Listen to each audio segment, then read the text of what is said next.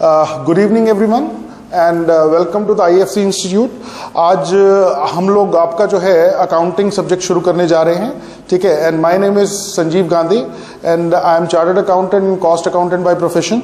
तो आप लोगों को अकाउंटिंग में कोशिश करेंगे कि इतना एक्सपर्ट बना दें कि जितनी मेरी नॉलेज है, ठीक है, उससे भी आपकी ज़्यादा नॉलेज हो जाए। मैं तो उतनी ही दे पाऊंगा जितनी मेरी है, पर बच्चे हमेशा क्या है, टीचर से आगे निकल जाते हैं। तो हम हमेशा विश करेंगे कि जो हम आपको सिखाएं उससे भी एक कदम आप आगे जाएं और बढ़िया से बढ़िया नंबर लेकर के आए, ठीक है जी।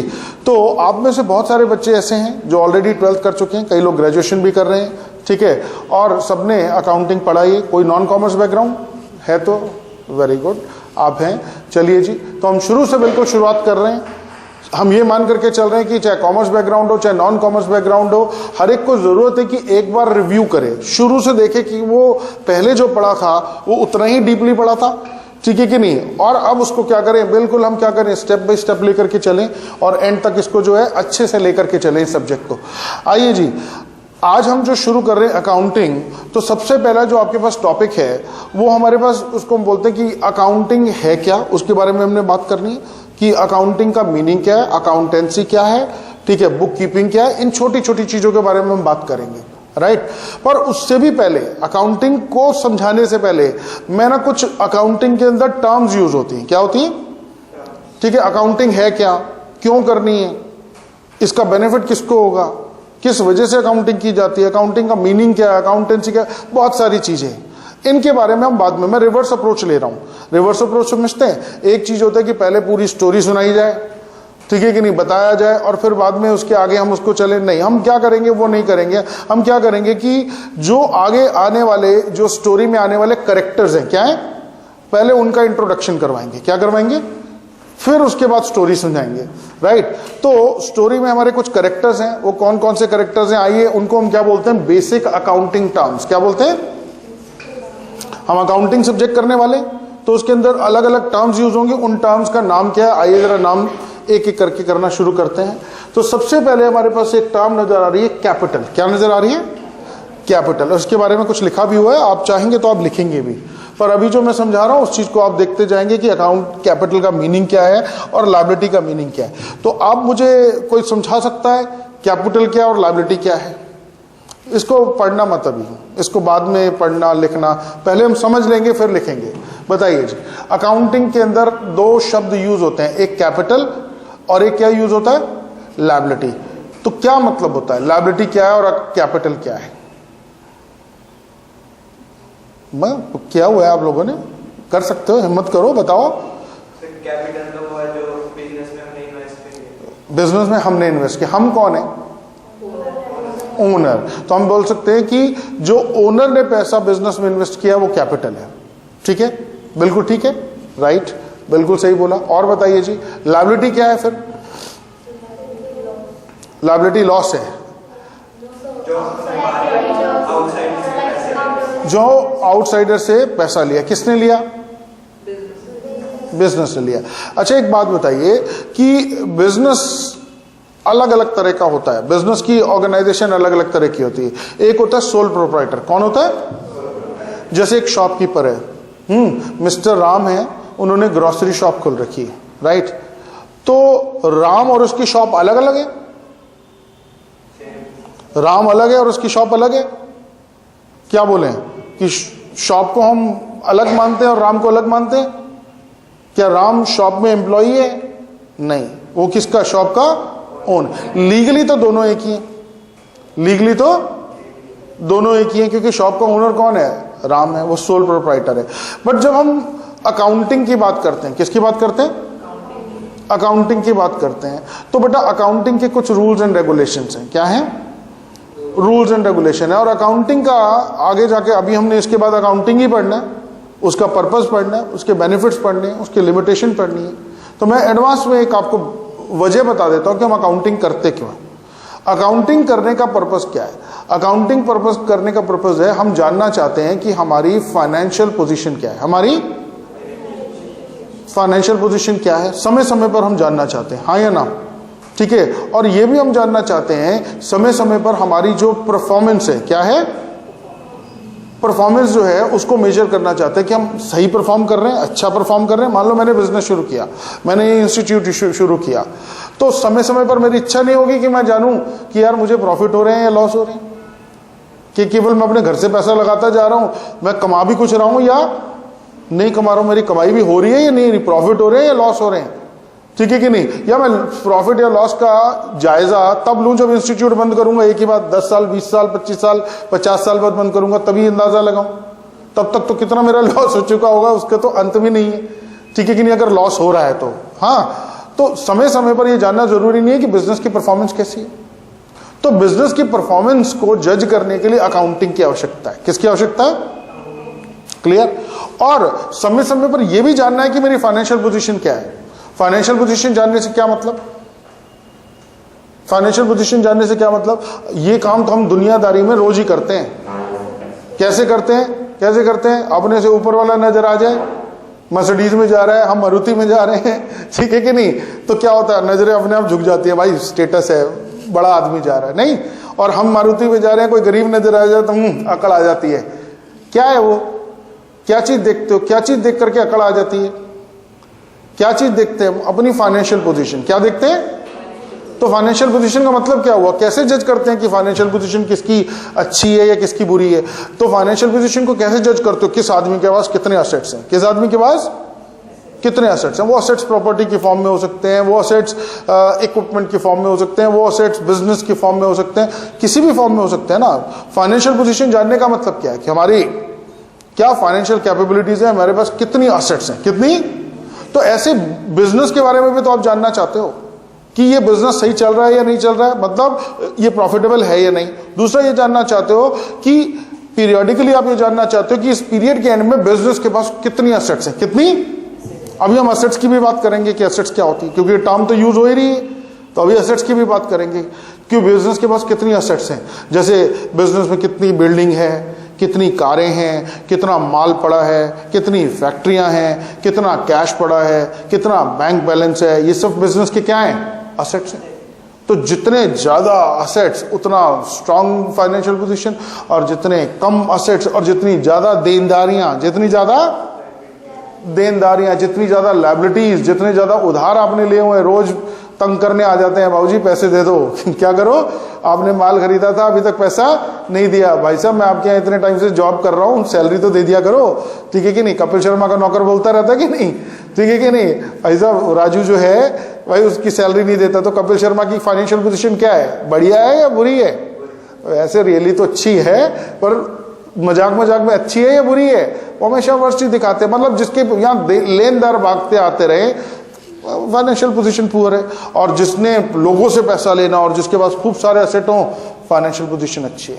तो अकाउंटिंग के दो पर्पज है, एक चीज ये जानना बिजनेस की परफॉर्मेंस जानना, और दूसरी क्या जानना, क्या जानना, फाइनेंशियल। तो फाइनेंशियल पोजीशन और परफॉर्मेंस आप किसकी देखना चाहते हो, राम की या उसके बिजनेस की?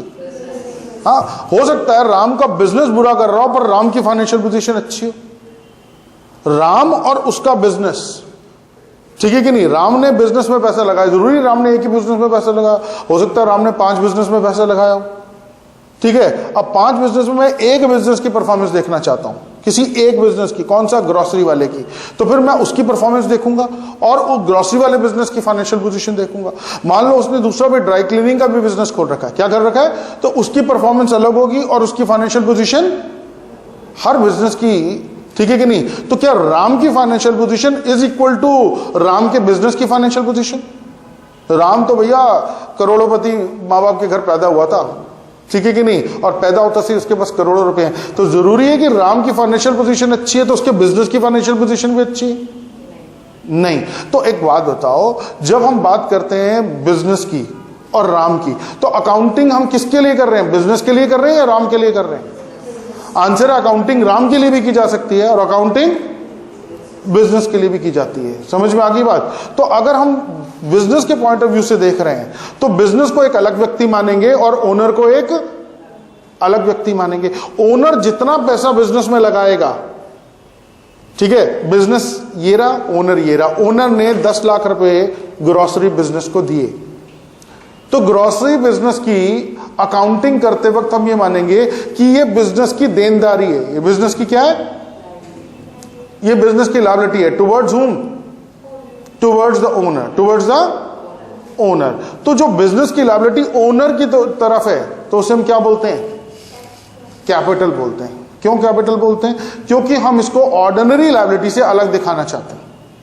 ऑर्डिनरी लायबिलिटी से अच्छा, और मान लीजिए इस बिजनेस को बढ़ाने के लिए हमने बैंक लोन ले लिया। क्या ले लिया? बैंक लोन ले लिया। तो इस बिजनेस में बैंक लोन लिया गया, राइट? तो बैंक लोन ले लिया। इसी तरह से सप्लायर से माल उधार ले लिया। सप्लायर से माल, अगर सप्लायर से माल उधार ले लिया तो उसको भी पैसा देना है, बैंक को भी लोन का पैसा चुकाना है। तो बैंक ओनर है नहीं, पर बिजनेस ने बैंक का पैसा देना है, वो भी लायबिलिटी है। वो भी क्या है? बिजनेस ने जिसका पैसा देना है वो क्या है? लायबिलिटी है, देनदारी है। समझ में आ गई बात? पर जो पैसा ओनर का देना है वो क्या है? कैपिटल है। देखो बेटा, 3 पर्सन होते हैं एक बिजनेस, जिसको हम बोलते हैं फर्स्ट पार्टी। क्या बोलते हैं? और दूसरा बिजनेसमैन, इसको हम बोलते हैं सेकंड पार्टी। क्या बोलते हैं? और तीसरा होता है थर्ड पार्टी। कौन कौन से हो गए? बिजनेस कौन सी पार्टी है? बिजनेसमैन कौन है? और थर्ड पार्टी एनीबडी एल्स। ठीक है। फर्स्ट पार्टी ने जो सेकंड पार्टी को देना है, फर्स्ट पार्टी ने किसको देना है? वो कैपिटल है। और फर्स्ट पार्टी ने जो थर्ड पार्टी को देना है वो लायबिलिटी है। इतनी बात समझ में आती है? Is that okay? राइट। अच्छा, capital plus liability, capital plus, इसको हम जो थर्ड पार्टी को देना है इसको हम एक्सटर्नल लायबिलिटी बोलते हैं। क्या बोलते हैं? समझ में आ गई बात? और जो ओनर को देना है उसको इंटरनल लायबिलिटी बोलते हैं। क्या बोलते हैं? और दोनों को मिला दें, दोनों को मिला दें तो टोटल लायबिलिटी बोलते हैं। क्या बोलते हैं? समझ में आ गई बात? जो इंटरनल लायबिलिटी है, कंपनी के केस में जो इंटरनल लायबिलिटी है, मतलब जो पैसा इंटरनल लायबिलिटी केस मतलब कि जो पैसा शेयर होल्डर का लगा हुआ है। क्या लगा हुआ है? कंपनी के केस में शेयर होल्डर होते हैं हम, तो जो पैसा शेयर होल्डर का लगा हुआ है उसको हम इक्विटी बोलते हैं। क्या बोलते हैं? समझ में आ गई? Capital is also known as owners fund. Capital क्या होता है? ओनर का पैसा। किसका पैसा? इसको इक्विटी भी बोला जाता है, इसको नेटवर्थ भी बोला जाता है, इसको नेट एसेट्स भी बोला जाता है। क्या बोला जाता है? दोबारा बोलूं, जितना पैसा बिजनेसमैन का बिजनेस में लगा हुआ है उसको कैपिटल बोला जाता है, ओनर्स फंड बोला जाता है। क्या बोला जाता है? इक्विटी बोला जाता है, नेट एसेट बोला जाता है। क्या बोला जाता है? और कंपनी के केस में हम उसको शेयर होल्डर फंड भी बोलते हैं। क्या बोलते हैं? समझ में आ गई बात? Is this clear? कैपिटल क्या चीज होती है, राइट? और लायबिलिटी मतलब एक्सटर्नल लायबिलिटी। एक्सटर्नल मतलब third party liability, with the first party has to pay to the third party. अब देखिए जी क्या लिखा है, means the amount which the owner has invested in the firm and can claim from the for the firm, it is a liability towards the owner because the owner is treated to be separate from the, and this is also known as what? Owners equity, owner's fund भी बोलते हैं। Owners equity, owner's fund, net asset, net worth, share holder fund, ये इसके नाम है। क्या है? Is that okay? और लायबिलिटी क्या होती है? Liability means the amount with the firm ओज टू द आउटसाइडर, ठीक है कि नहीं, एक्सेप्टिंग टू द ओनर। समझ में आ गया? अब नोट कर लीजिए, और किसी को कुछ पूछना है तो दिल खोल के पूछिए। ये टर्म्स हैं, ये मैं ये मान करके चल रहा हूं कि नहीं आती हैं, शुरू से लेकर टर्म्स बता रहा हूं, then I will come to the accounting.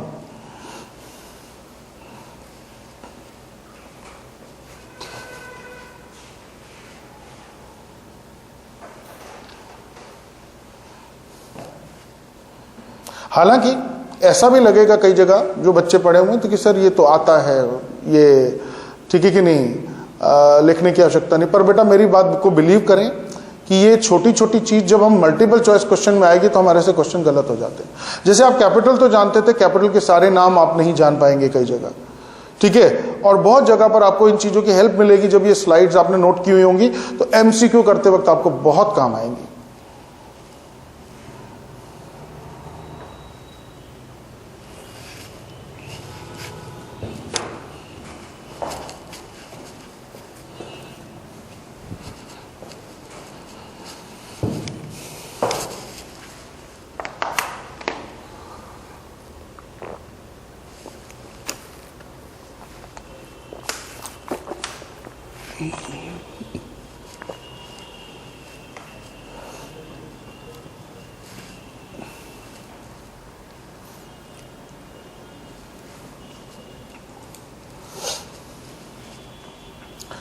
नाम कुछ और लिख लीजिए, मैं यहां पूरे नाम नहीं है, इनका नाम क्या होता है, इसको हम क्या बोलते हैं, इक्विटी, सिर्फ इक्विटी। क्या यहां ओनर्स इक्विटी लिखा है ना, तो आप ऐसे लिखिए owner's fund comma equity comma share holder fund comma net worth comma net assets. दोबारा बोलूं, पहला कौन सा, ओनर्स फंड, दूसरा केवल इक्विटी, सिर्फ इक्विटी। क्या लिखेंगे, मैंने इक्विटी शेयर कैपिटल नहीं बोला, मैंने सिर्फ क्या बोला है। कई बार बच्चे सोचते हैं, अपना दिमाग ज्यादा लगा लेते हैं, सिर्फ इक्विटी को इक्विटी शेयर कैपिटल बना देंगे। भाई मैं इक्विटी शेयर कैपिटल नहीं बोला हूं, मैं क्या बोला हूं, इक्विटी। ठीक है, फिर उसके आगे लिखेंगे, इक्विटी लिख लिया कॉमा, अगला वर्ड लिखो नेट एसेट्स। क्या लिखेंगे, फिर उसके बाद अगला वर्ड लिखो नेटवर्थ कॉमा, फिर उसके आगे लिखो शेयर होल्डर्स फंड। क्या लिखेंगे, शेयर होल्डर्स फंड। इन सबका एक ही मीनिंग होता है, क्या होता है, ठीक है। शेयर होल्डर फंड जो शब्द है वो जनरली कंपनीज के केस में यूज किया जाता है। किसके केस में, लायबिलिटी आप जानते हैं, ठीक है। अच्छा एक बात बताइए, हमने राम और राम के बिजनेस को अलग क्यों माना। मैंने बोला कि राम बहुत अमीर आदमी है, पर जरूरी नहीं कि राम का बिजनेस बड़ा अमीर हो। मैंने बोला राम बहुत अच्छा कर रहा है, जरूरी नहीं कि उसका बिजनेस अच्छा कर रहा हो। तो एक बात बताइए, अकाउंटिंग करते वक्त राम और राम के बिजनेस को अलग मानने की क्या आवश्यकता है। हम ये क्यों मान रहे हैं कि राम ने बिजनेस को पैसा दिया और बिजनेस ने राम को वापस करना है, जबकि राम और उसकी दुकान में कोई अंतर है। राम पैसा लेकर के आया, दुकान में पैसा लगाया, तो दुकान उठ करके उसको पैसा वापस देने आएगी। दुकान तो राम ही चला रहा है, दुकान तो लीगली तो राम ही बिजनेस है। तो हम क्यों मान रहे हैं कि राम अलग है और उसका बिजनेस अलग है। ये रूल क्यों है, सेपरेट लीगल एंट्री का कंसेप्ट तो है, पर ये क्यों है। Very good, to know the, किसकी करेक्ट फाइनेंशियल पोजीशन आप जानना चाहते हैं, बिजनेस की। अगर मैं राम और राम के बिजनेस को एक ही व्यक्ति मान लूं, तो राम की पर्सनल ट्रांजैक्शन राम के बिजनेस की ट्रांजैक्शन से मिक्स नहीं हो जाएंगी, हाँ या ना। तो जब दोनों की ट्रांजैक्शन मिक्स हो जाएंगी, तो क्या आप ये जान पाएंगे कि बिजनेस कैसा कर रहा है या राम कैसा कर रहा है, हाँ या ना। तो ऐसा करने के लिए, ये जानने के लिए कि बिजनेस का परफॉर्मेंस कैसा है, तो हम क्या करेंगे, राम और राम के बिजनेस को अलग अलग पर्सन मानेंगे, बिजनेस की ट्रांजैक्शन अलग रखी जाएंगी, राम की ट्रांजैक्शन, ठीक है। बिजनेस हो सकता है लॉस में जा रहा है, ठीक है कि नहीं, पर राम स्विट्जरलैंड घूम रहा है तो दोनों बातों का गलत मतलब निकलेगा ना कि राम स्विट्जरलैंड घूम रहा है, ठीक है कि नहीं, इसलिए बिजनेस को लॉस हो रहा है, जबकि दोनों का कोई लेना देना। या ऐसा भी हो सकता है कि भाई बिजनेस अच्छा ही कर रहा होगा, इसलिए तो राम स्विट्जरलैंड घूम रहा है। तो दोनों बातों का गलत मतलब निकल सकता है कि नहीं निकल सकता है। तो ये दोनों आपस में तालमेल, ठीक है जी। तो उस ट्रांजैक्शन को रखना है या कैसे रखना है, तो इसलिए बिजनेस को अलग व्यक्ति माना जाएगा और बिजनेसमैन को अलग व्यक्ति। तो उसी को हम क्या बोलते हैं, सेपरेट एंटिटी कंसेप्ट। क्लियर है। आइए नेक्स्ट आगे चलें। कैपिटल और लायबिलिटी के बीच में रिलेशनशिप क्या है, एक चीज समझिए। बिजनेस के अंदर, बिजनेस जब हम करते हैं तो बिजनेस के जो सोर्सेज हैं क्या है, they are equal to resources, they are equal to sources और रिसोर्सेज। दोनों में क्या अंतर है, सोर्सेज एंड रिसोर्सेज। रिसोर्सेज क्या चीज होती हैं और सोर्सेज क्या चीज होती हैं। सोर्स जहां से हमें फाइनेंस मिलता है, रिसोर्स जहां से हमारी कमाई होनी है, जहां से हमारी, समझ में आ गई बात। जैसे मेरी कमाई का जरिया क्या है, मेरा इंस्टीट्यूट, ये मेरा रिसोर्स है, ये मेरा क्या है, समझ में आ गई। इस इंस्टीट्यूट में पैसा मैंने कहां से लगाया, वो मेरा सोर्स है, वो मेरा। तो किसी भी बिजनेस के सोर्सेज हमेशा रिसोर्सेज के बराबर होते हैं। मतलब सोर्सेज क्या है, लायबिलिटी। सोर्सेज क्या है, लायबिलिटी साइड यही तो बताती है कि फाइनेंस कहां से आया, ओनर कितना पैसा लाया, बाहर वालों से कितना लिया। तो जो लायबिलिटी है हमारी, वो हमारे क्या है, सोर्सेज, वो क्या है हमारे। और जो हमारे असेट्स हैं वो हमारे रिसोर्सेज हैं, वो हमारे क्या है, जहां से मैंने कमाना है, जहां से मुझे बेनिफिट मिलना है, वो मेरे रिसोर्सेज है, वो मेरे क्या है। तो जो मैंने, मान लीजिए सोर्सेज 1 लाख रुपए के हैं, 50,000 रुपया बिजनेस मैंने खुद लगाया, 50,000 रुपये बिकने के, 50,000 रुपये का क्या लिया, लोन लिया। तो बिजनेस में कितना पैसा लगा हुआ है, 1 लाख लगा हुआ है। तो बिजनेस में जितना पैसा लगा हुआ है उसे हम बोलते हैं कैपिटल एम्प्लॉयड। क्या बोलते हैं? तो कैपिटल एम्प्लॉयड में क्या आता है बेटा? अभी मैं वापस आ जाता हूं। ये क्या था और ये क्या था? लायबिलिटी। समझ में आ गई बात? ठीक है, तो ये टोटल जो पैसा है this is called capital employed. क्या बोलते हैं? Owner's fund plus external liability, इसको क्या बोलते हैं? Capital employed. बिजनेस में कितना पैसा इन्वेस्ट हुआ है उसे क्या बोलेंगे? Capital employed. Do you understand this thing? और मान लीजिए अगर बिजनेस में 1 लाख रुपया लगा हुआ है तो बिजनेस में असेट्स कितने के होंगे? 1 लाख। बिजनेस में 1 लाख रुपया लगा हुआ है तो बिजनेस में असेट्स कितने के होंगे? 1 लाख के ही होंगे। ठीक है, मान लो आपने कोई एसेट खरीदी भी नहीं, 1 लाख रुपया ओनर ने लगाया, 1 लाख रुपया बैंक 50,000 रुपया ओनर ने लगाया, 50,000 रुपया बैंक लोन लिया, तो बिजनेस के पास कैश कितना है? 1 लाख। तो 1 लाख आपका क्या है? कैपिटल एम्प्लॉयड, और 1 लाख क्या है? असेट्स। कैश क्या है? असेट हो गई। समझ में आ गई? तो sources are always equal to resources. Sources are always equal to, तो यहां पर देखेंगे ये जो असेट्स हैं मेरे क्या है? These are my resources, these are my. अब ये रिसोर्सेज हमेशा किसके बराबर है? सोर्सेज के। सोर्सेज कौन सा है? कैपिटल एंड, इसको लायबिलिटी को मैं यहां ले जाऊं तो ये प्लस हो जाएगा। तो capital plus liability is always equal to what? Assets. समझ में आ गई बात? तो ये असेट्स मैंने कहां से खरीदे? कुछ अपने पैसे से, कुछ बाहर वालों के पैसे से।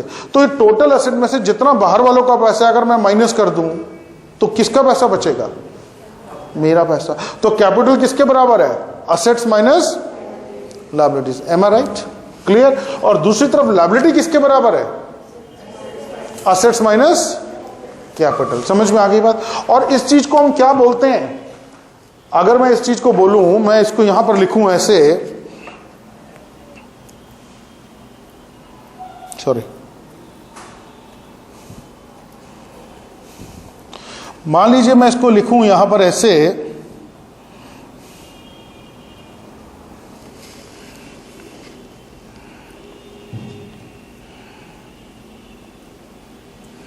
मान लीजिए मैं इसको ऐसे लिखता हूं, capital plus liability is equal to assets is equal to what? तो ये चीज, ये एक इक्वेशन है। इस इक्वेशन को अकाउंटिंग में हम जानते हैं एक नाम से, इसको हम क्या बोलते हैं? Accounting equation. क्या बोलते हैं इसको हम? समझ में आ गई बात? अकाउंटिंग। हालांकि मैंने अकाउंटिंग अभी शुरू नहीं किया, मैं तो टर्म से फेमिलियर कर रहा हूं, फिर मैं अकाउंटिंग के ऊपर बाद में आऊंगा। और अकाउंटिंग में सबसे इंपॉर्टेंट चीज जो आपको करनी है वो क्या करनी है? Accounting equation. ये लेफ्ट साइड पे कैपिटल प्लस लायबिलिटी क्या है? इसको मैंने क्या नाम दिया था? सोर्सेज। क्या बोला था? याद है? Equal to what? रिसोर्सेज।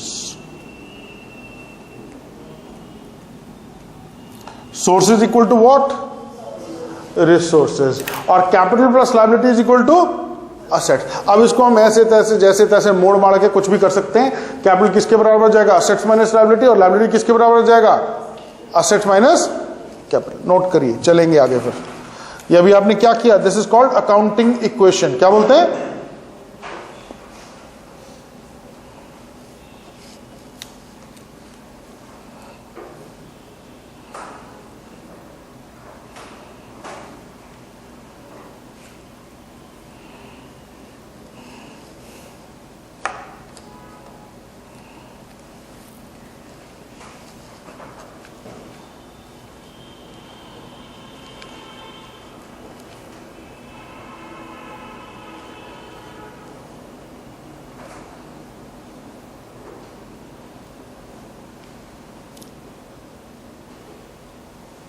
चला जाए आगे, हटा लिया जाए, आगे चलिए। नेक्स्ट, अब हमने बात की थी कैपिटल की और किसकी? लायबिलिटी की। तो लायबिलिटी दो तरह की होती है। कौन सी दो तरह की लायबिलिटी होती है? एक लॉन्ग टर्म और एक कौन सी होती है? Current liabilities. क्या होती है? लॉन्ग टर्म लायबिलिटीज और करंट लायबिलिटीज। तो लॉन्ग टर्म लायबिलिटीज और करंट लायबिलिटीज में क्या अंतर है? अब ये है तो दोनों के दोनों सोर्सेस, दोनों क्या है? और एक्सटर्नल लायबिलिटी है। तो लॉन्ग टर्म और करंट लायबिलिटी में क्या अंतर है? ठीक है जी। तो आपको शुरुआत हम करेंगे करंट लायबिलिटी से। कहां से शुरू करेंगे? करंट लायबिलिटी के बारे में कुछ बताइए जो लोग जानते हैं। क्या होती है current liability? Which is to be repaid, है ना, which is to be repaid in. देखो, जो करंट लायबिलिटी है वो शॉर्ट टर्म लायबिलिटी क्या है, और शॉर्ट टर्म का क्राइटेरिया क्या है कि कौन सी शॉर्ट टर्म और कौन सी लॉन्ग टर्म। तो जनरली हमने एक रूल बनाया है अकाउंटिंग के पॉइंट ऑफ व्यू से, वो लायबिलिटी जो कि generally with in a year पे बैक करनी होती है। क्या करनी होती है? तो उसको हम करंट लायबिलिटी बोलते हैं। क्या बोलते हैं? और नॉन करंट लायबिलिटी कौन सी है, या लॉन्ग टर्म लायबिलिटी कौन सी है? जो करंट लायबिलिटी नहीं है वो कौन सी है? लॉन्ग टर्म लायबिलिटी है। समझ में आ गई बात? तो जो करंट लायबिलिटी है वो तो विद इन 1 ईयर पे करना है। ऐसा भी बोल सकते हैं कि जिसको कि विद इन अ ईयर आपको क्या करना है, कैश की फॉर्म में रीपे करना है। किसकी फॉर्म में रीपे करना है? समझ में आ गई बात? तो that is your current liability. Example creditors, example क्या हो गया? आउटस्टैंडिंग एक्सपेंसेस, बिल्स पेबल, जानते हैं ना सारे। तो ये देखिए आपके पास लिखा हुआ, these are those liabilities which are payable in near future. किसमें पे करना है आपको? These are payable in what? Near future. और वो नियर फ्यूचर क्या है? Generally within 1 year. Generally within, तो हम कह सकते हैं generally within 1 year, right? Okay. और इसके एग्जाम्पल क्या है? Creditors, bank overdraft, bills payable, short term loans etcetera. ठीक है। और लॉन्ग टर्म लायबिलिटी क्या है? These are those liabilities which are payable after a long term, generally more than 1 year. Example है long term loans, debentures etcetera. Bank loan, term loan, क्या बोलते हैं इसको? Bank loan, term loan, company deposits, debentures, ठीक है कि नहीं, etcetera. So these are the examples of what? Long term and short. लिखिए फटाफट जल्दी से। अच्छा, एक चीज और है, कई बार आपके दिमाग में आएगा कि सर बहुत इजी है, हम क्यों लिखें, क्या करना है? नोट्स आपको प्रिंटेड मिल रही है, बुक मिल रही है, उसके अंदर भी कई चीजें आपके पास डिस्कस दोबारा से की होंगी। पर ये मान करके चलिए कि हमारा ओवरऑल होलिस्टिक स्टडी का पार्ट है। इसको जब हम पढ़ते हैं तो क्या होता है कि ओवरऑल पिक्चर बहुत क्लियर हो जाती है। मोरओवर हमारे ये जो वीडियोज हैं ऑल ओवर इंडिया, अलग अलग जगह, अलग अलग हमारे फ्रेंचाइजीज के पास जाते हैं, दूर जगह पर लोग बैठे हैं, बच्चे पढ़ रहे हैं। कई बच्चे कॉमर्स बैकग्राउंड के, कोई बच्चे क्या है, नॉन कॉमर्स बैकग्राउंड के। तो सबकी सहूलियत के लिए स्टडी इस तरीके से डिजाइन की गई है कि सबको इजीली समझ में आ जाए। ठीक है। तो कई जगह आपको थोड़ी सी जल्दी भी हो रही हो तो हमारे कारण या दूसरे स्टूडेंट के कारण रुक जाइएगा और सोचिएगा कि सबके भले के लिए ओवरऑल है। ठीक है। कई बच्चों को ऐसा लगता है कि सर क्या है सर, ये तो बेसिक्स है, ये तो हम कर लेंगे। ठीक है। पर अकाउंट्स का एक ऐसा पेपर है जिसके अंदर आप देखेंगे इको के अंदर बच्चे नंबर ले आते हैं, लॉ के अंदर बच्चे नंबर ले आते हैं, अकाउंट्स के अंदर नाना करके भी नंबर मर जाते हैं।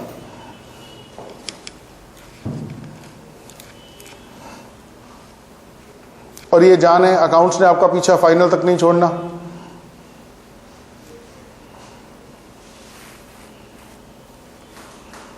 और देखिए अभी मैं कोई छोटी छोटी चीजें पूछूंगा, अभी तो सब लग रहा है क्या आता है, छोटी छोटी चीजें पूछूंगा, फिर देखना पता चलेगा क्या आता है और क्या।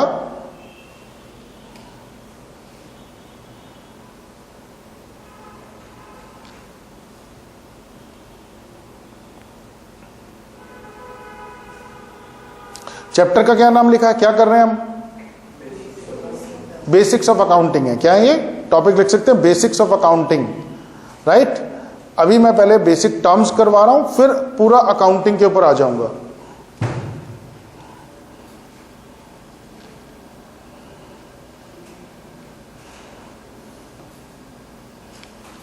चल सकते हैं आगे? गुड, लिख लिया बेटा सबने? चलिए आगे। असेट्स क्या होते हैं और डेटर क्या होते हैं? What are assets and what are debtor? ये तो कुछ भी लिखते रहते हैं, उनको छोड़ो। हाँ भाई, असेट्स क्या होते हैं, डेटर क्या होता है, हम आपस में बात करते हैं क्या असेट्स हैं और क्या डेटर हैं। अभी वैसे तो असेट्स के बारे में बात हो चुकी है। असेट्स हमारे रिसोर्सेज हैं। क्या है? तो रिसोर्सेज के बारे में मैंने क्या बताया था कि वो है जहां से मेरे को कमाई होनी है, जहां से मेरे को। तो असेट क्या चीज है?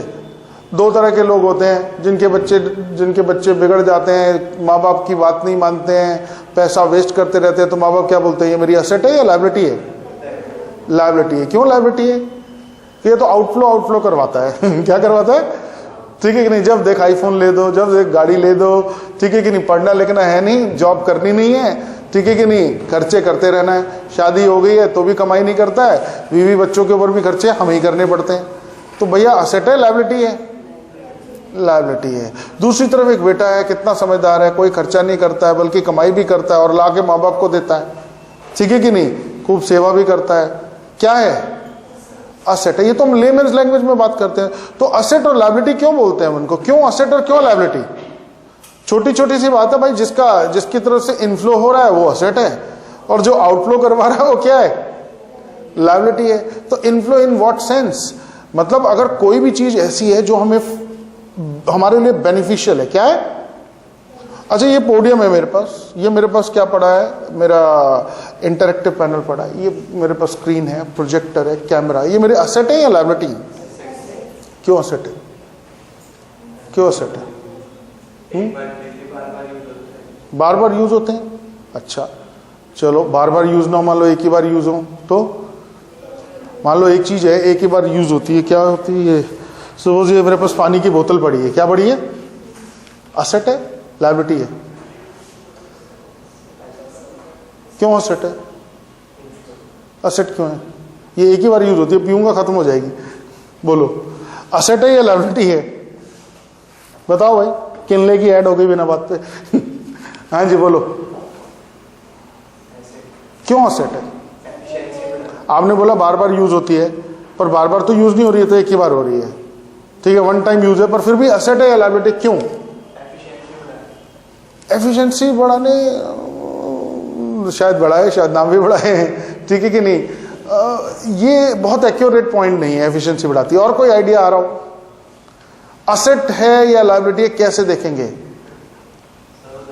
तुम्हारा एक दोस्त है, तुम्हारी मुसीबत के वक्त हमेशा हेल्प करता है, वो तुम्हारी असेट है लायबिलिटी है? और एक दोस्त ऐसा है जो हमेशा तुम्हारे लिए मुसीबतें लाता है जब आएगा, हाँ क्यों भाई?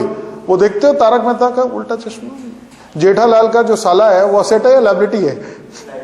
हाँ सुंदर असेट है या लायबिलिटी है? लायबिलिटी है। और तारक मेहता क्यों? जिससे हमें बेनिफिट मिलता है, क्या मिलता है? जो चीज हमारे लिए बेनिफिशियल है, जिसमें अभी भी बेनिफिट छुपा हुआ है, जिसमें से फ्यूचर में भी क्या निकलना है, अभी बेनिफिट निकलना है, वो क्या है? मेरी असेट है। समझ में आ गई बात? और जिसमें कोई बेनिफिट नहीं है बल्कि मेरे लिए नुकसान छुपा हुआ है, क्या छुपा हुआ है? तो मेरी वो क्या है? लायबिलिटी है, देनदारी है। समझ में आ गई बात? तो भाई असेट क्या चीज हो गई? Asset is the value of the things owned, value of the, I am owner of this, there is some value stored in this, ठीक है कि नहीं? इट इज माई एसेट, क्योंकि इसकी वैल्यू अभी मैंने पूरी डिराइव, जिस दिन इसकी पूरी वैल्यू डिराइव हो जाएगी, this is no longer an asset. ये पोडियम जो है ये मेरी एसेट है। क्यों एसेट है? There is a value stored in it, क्योंकि अभी भी ये मेरे काम आ रहा है, अभी भी मेरे, जिस दिन ये मेरे लिए यूजलेस हो जाएगा, क्या हो जाएगा? It will be no longer asset. ये स्क्रीन मेरे लिए एसेट है। क्यों एसेट है? क्योंकि अभी भी ये मुझे क्या दे रही है? बेनिफिट दे रही है। मैं बच्चों को पढ़ाता हूं, मैं पैसे कमाता हूं। समझ में आ गई? ये प्रोजेक्टर, ये कैमरा, ये मुझे आज भी पैसे दे रहे हैं। जिस दिन ये यूजलेस हो जाएंगे, जिस दिन इन पे खर्चा करना रहेगा, क्या करना रहेगा, और मेरे किसी काम के नहीं रह जाएंगे, तो ये मेरे लिए क्या हो जाएंगे? असेट नहीं रहेंगे। तब हो सकता है खर्चा करना पड़े, तो ये मेरी क्या हो जाए? लायबिलिटी हो जाए। Is this understood? Do you understand? तो असेट क्या चीज होती है? इसको हम बोलते हैं value of the things owned. वो चीजें जिनके कि हम मालिक हैं और उनमें कुछ वैल्यू बची हुई है। क्या बची हुई है? कुछ बेनिफिट बचा हुआ है, ठीक है कि नहीं? That means the benefit is yet to be derived. The benefit is, मतलब ये वो चीज है जहां से अभी भी फायदा डिराइव करना बाकी है। समझ में आ गई बात? तो अगर आप सारा फायदा किसी को चूज करके बिल्कुल आप क्या कर चुके हो? कंज्यूम कर चुके हो, कोई फायदा उसमें नहीं बचा, बबल गम को चबा चबा के रबड़ कर चुके हो, तो असेट है? लायबिलिटी है कि अब कहां चिपकाऊं समझ में आ गई बात? किधर चिपकाऊं? लायबिलिटी है, डिस्पोज ऑफ करने का सिर दर्द है, ठीक है कि नहीं। और जब तक वो मीठी थी और जब तक उसको आपने नहीं चबाया था तब तक वो क्या है, असेट है, क्योंकि उससे बेनिफिट अभी लेना बाकी है। तो जिससे भी फायदा लेना बाकी है वो तुम्हारी क्या है, असेट। और जिसको फायदा लेकर के निचोड़ चुके हो, समझ में आ गई बात। तो देखो क्या लिखा है, asset are the things of the value owned by, ठीक है कि नहीं, बल्कि इसमें गलत लिखा है, assets are the value of the things owned होना चाहिए। क्या होना चाहिए, तो उसको चेंज कर लीजिए, क्या लिखेंगे, value of the things owned by the business, anything which will enable the firm to get cash और benefit in the future. Example आपके सामने क्या है, stock of goods, cash, furniture, machine और बिल्डिंग। यस, होपफुली अब asset का मतलब समझ आ चुका है। कई तरीके से हमने आपको असेट का मीनिंग समझाया, ठीक है। अब डेटर कौन होता है भाई, जब हम बिजनेस करते हैं तो बिजनेस के ट्रांजैक्शन करते हैं, किसी को हम उधार देते हैं, किसी से हम उधार, किसी से मैंने उधार माल खरीदा तो उसको मैंने देना है, मतलब बिजनेस ने पैसा देना है। किसी से किसी को उधार माल बेचा तो उससे बिजनेस ने पैसा, तो बताओ जिससे मैंने उधार माल खरीदा वो कौन है, डेटर या क्रेडिटर। जिसको बिजनेस ने पैसा देना है वो डेटर है या क्रेडिटर है, देनदारी है, वो क्या है, देनदारी लायबिलिटी, और वो क्रेडिटर है। क्लियर हो गई बात। और जिसको हमने उधार माल बेचा, जिसको उधार माल, जिससे बिजनेस ने पैसा लेना है, वो बिजनेस की क्या है, लेनदारी है। बिजनेस की क्या है, बिजनेस की असेट है, वो बिजनेस का डेटर है, वो बिजनेस का। तो अल्टीमेटली डेटर कौन है, debtor is a person, debtor is a from whom the business has to, from whom the business has to receive some money और वैल्यू। समझ में आ गई बात। He is basically the debtor of the business. तो क्या है, a person who owes the money to the firm generally on account of what, credit sales of good is called, ठीक है, he is called debtor because he owes the amount to the firm. ठीक है जी, चलिए note करें फिर आगे चलें।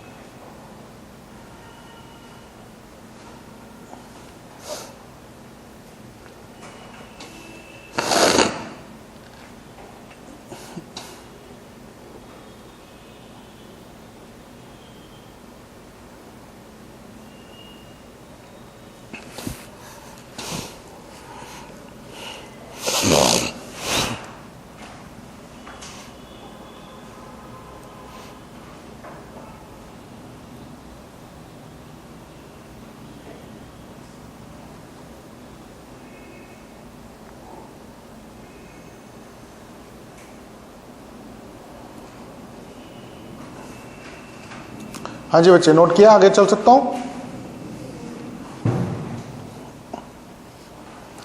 देखिए अब आपके कम से कम फ्यूचर में ये कंप्लेंट नहीं होगी आपकी, सर आपने बताया नहीं था डेटर क्या है, क्रेडिटर क्या है, ठीक है कि नहीं, सब बता बता के चल रहे हैं।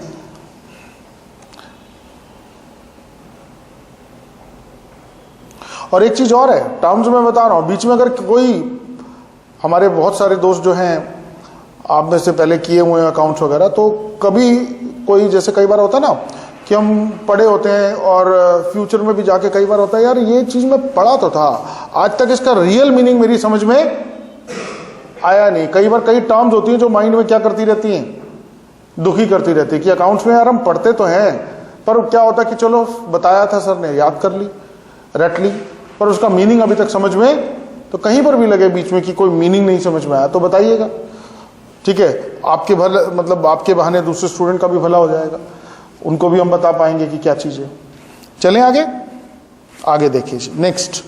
असेट दो तरह के हैं, कौन कौन से, जैसे लायबिलिटी कौन सी थी, करंट और नॉन करंट, या करंट और लॉन्ग टर्म, ऐसे असेट दो तरह के हैं आपके पास, कौन कौन से, current assets and fix asset. अब बेटा करंट असेट कौन से हैं, करंट असेट वो असेट है, जैसे कि हमने करंट लायबिलिटी पढ़ा था कि वो क्या थी कि विद इन नियर फ्यूचर आपको पे करनी होती थी, तो ये करंट असेट क्या है, विद इन नियर फ्यूचर जो रिकवर हो जाएंगे, क्या हो जाएंगे, जिनका बेनिफिट नियर फ्यूचर में रिकवर हो जाएगा, समझ में आ गई बात? तो ये आपके पास करंट एसेट हो गए। नियर फ्यूचर मतलब let's say with in 1 year, with in, या मैं इसको ऐसे बोलूं कि ये विद इन 1 ईयर कैश में कन्वर्ट हो जाएंगे। किस में कन्वर्ट हो जाएंगे? समझ में आ गई बात? तो ये विद इन 1 ईयर रियलाइज हो जाएंगे। तो ये क्या कहलाएंगे? सारे करंट एसेट कहलाएंगे। तो करंट एसेट्स क्या हैं? So these are those assets of the business which are kept for the short term for converting into cash or resale। मतलब ये सारे के सारे वो चीज हैं जिसको कि हम शॉर्ट टर्म में with in near future that is with in 1 year किस में कन्वर्ट कर लेंगे? कैश में कन्वर्ट कर लेंगे। बेनिफिट हमें मिल जाएगा। जैसे अगर मैं रॉ मटेरियल खरीद के रखता हूं, क्यों खरीदा? या तो उसको एज इट इज बेच दूंगा, या उसको मैं रॉ मटेरियल को किस में कन्वर्ट करूंगा? फिनिश प्रोडक्ट में। फिनिश प्रोडक्ट को सेल कर दूंगा, सेल करके सेल में मेरे जो क्रेडिट सेल करूंगा तो डेटर हो जाएंगे, डेटर से क्या रियलाइज हो जाएगा? कैश। पर ये पूरा साइकिल विद इन 1 ईयर खत्म हो जाना चाहिए। लेस देन 1 ईयर, ठीक है कि नहीं? तो वो पूरा का पूरा जो कैश ऑपरेटिंग साइकिल है वो मेरा परफॉर्म हो जाना चाहिए। कैश से कैश में कन्वर्ट हो जाएगा। जब मैंने रॉ मटेरियल खरीदा तो कैश से खरीदा था, कैश से रॉ मटेरियल बना, रॉ मटेरियल से सेमी फिनिश प्रोडक्ट बना, सेमी फिनिश से फिनिश गुड बना, फिनिश गुड को सेल होकर वो डेटर बना, और डेटर से वापस किस में कन्वर्ट हो जाएगा? तो ये पूरा जो साइकिल होता है इसको बोलते हैं ऑपरेटिंग साइकिल या कैश ऑपरेटिंग साइकिल। क्या बोलते हैं इसको? समझ में आ गई बात? तो ये विद इन 1 ईयर परफॉर्म हो जाएगा। अब यहां पर एग्जांपल हमारे पास है unsold stock, debtors, bill receivables, bank और बैंक बैलेंस। ये जो अनसोल्ड स्टॉक है इसको आप क्लोजिंग स्टॉक भी बोल सकते हो। क्या बोल सकते हो? और simply you may call it as inventory. क्या बोल सकते हो आप इसको? इन्वेंट्री 3 तरह की होती है। इन्वेंट्री 3 तरह की होती है। कौन कौन सी बेटा? Raw material, work in progress, finish goods. Inventory 3 तरह की होती है, raw material, work in progress और कई जगह बेटा इन्वेंट्री को हम स्टॉक इन ट्रेड भी बोलते हैं। आप बता सकते हो स्टॉक इन ट्रेड क्या चीज होती है? किसी ने सुना है शब्द स्टॉक इन ट्रेड क्या होता है? क्या होता है? What is stock in trade? शब्द तो सुना है, क्या होता है ये नहीं पता। स्टॉक इन ट्रेड और ये रॉ मटेरियल और वर्क इन प्रोग्रेस और फिनिश गुड्स और इन्वेंट्री में क्या अंतर है? स्टॉक होता है, स्टॉक को इन्वेंट्री भी बोलते हैं, स्टॉक इन ट्रेड भी इन्वेंट्री है। स्टॉक इन ट्रेड भी क्या है? अब stock in trade, raw material, work in progress, finish good. Raw material क्या होता है? जो 0% कंप्लीट है। क्या है? जो परसेंट, कितना परसेंट कंप्लीट है? और जो प्रोडक्ट 100% कंप्लीट है वो क्या है? जो 0 से 100 के बीच में आता है, 0 से ज्यादा पर 100 से, तो वो क्या है? वर्क इन प्रोग्रेस या सेमी फिनिश गुड्स। तो स्टॉक इन ट्रेड क्या बोला है?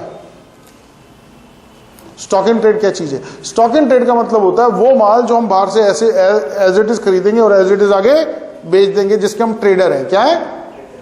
उसको हम क्या बोलते हैं? Stock in trade. समझ में आ गई बात? उसको हम मैन्युफैक्चर नहीं करेंगे, उसमें हम कुछ भी अपनी एप्लीकेशन कुछ नहीं करेंगे।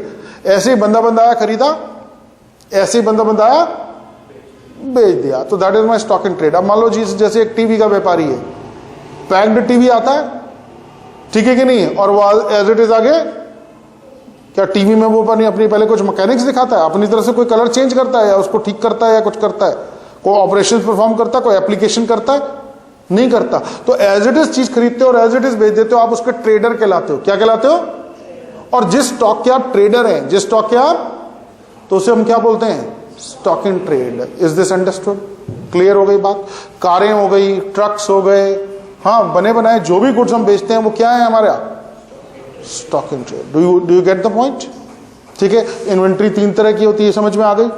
तो ये छोटी छोटी बात बेटा अभी नहीं समझ में आएगी तो कभी नहीं समझ में आएगी। पता क्या होता है? अभी तुम यहां पर हो, आगे पहुंचोगे, आगे जाके नेक्स्ट स्टेज में जब आप मान लीजिए हम पहुंच जाते हैं इंटरमीडिएट स्टेज पे, फिर फाइनल आता है। इंटरमीडिएट स्टेज में हमें मतलब कंपनी के फाइनल अकाउंट्स बनाने होते हैं। क्या बनाने होते हैं? वहां P&L स्टेटमेंट बना होता है। तो वहां बच्चों से पूछो, उनको ये नहीं पता होता स्टॉक इन ट्रेड क्या है, इन्वेंट्री क्या है, खोए होते हैं। सब कुछ पढ़ के आए हैं, खोए होते हैं, उनसे स्टेटमेंट नहीं बनती, उन्हें समझ नहीं आता कि ये स्टेटमेंट में लिख क्या रहा है, बनाना क्या है, होता क्या है। बेस ही वीक है। क्या है?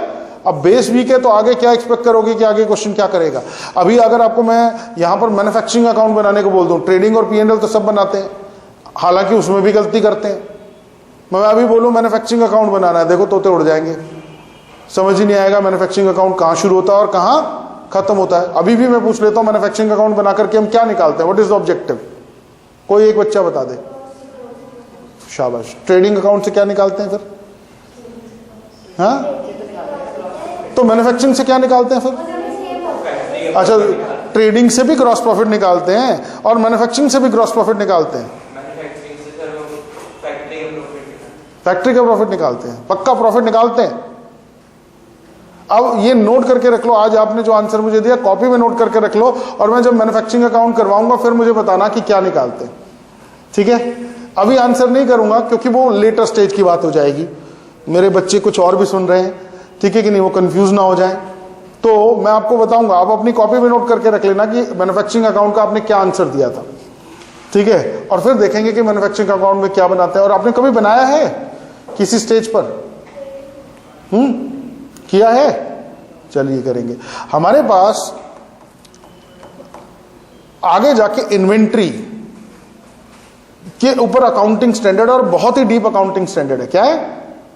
ठीक है कि नहीं? अकाउंटिंग स्टैंडर्ड्स भी आप लोगों को पढ़ने हैं पूरी अकाउंटिंग करने के लिए, ठीक है? तो इन्वेंट्री के ऊपर बहुत डीप में अकाउंटिंग स्टैंडर्ड है, और बार बार एग्जाम में उसके क्वेश्चंस भी आते हैं, ठीक है? तो एक इन्वेंट्री बड़ा इंपॉर्टेंट टॉपिक है जिसको हमें समझ करके चलना है।